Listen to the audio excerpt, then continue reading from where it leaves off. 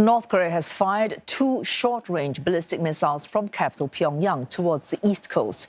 This on the eve of a visit to South Korea by U.S. Vice President Kamala Harris.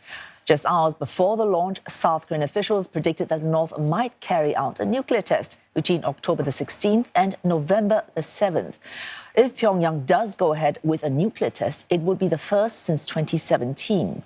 Our Korea correspondent Lim Yun-suk tells us more. It's only been 3 days since North Korea fired a short-range missile off its east coast.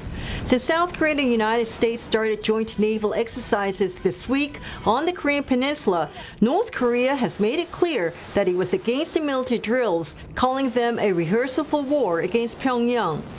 The United States had for the first time in 5 years sent a warship, the USS Ronald Reagan, and his strike group to take part in a naval exercise with South Korea.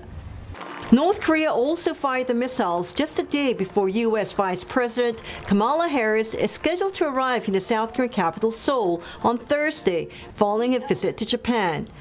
She will meet with President Yoon Suk-yeol and also travel to the demilitarized zone, which South Korea's Prime Minister Han Duck-soo earlier said would be a very symbolic demonstration of the U.S.'s strong commitment to the security and peace on the Korean Peninsula.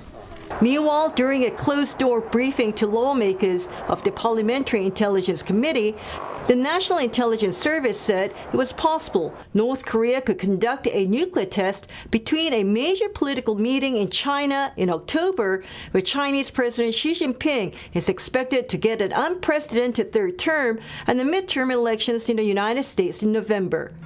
2 lawmakers were cited as telling reporters after the meeting that North Korea had completed preparations for a nuclear test at Punggye-ri, where 6 underground tests had been conducted from 2006 onward.